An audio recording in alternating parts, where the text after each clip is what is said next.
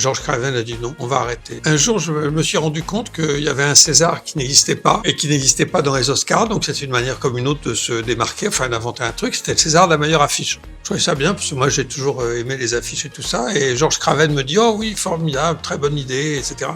Donc on va faire le César de l'affiche. Il y a eu un César de l'affiche qui a été remporté par l'affiche de Tandem que je déteste. Et donc, j'initie un César de la meilleure affiche, ça me tombe dessus, et pour une affiche affreuse, quoi, franchement affreuse. Et puis ce César de la meilleure affiche, il a duré 2 ans ou 3 ans à tout péter, puis ils ont arrêté.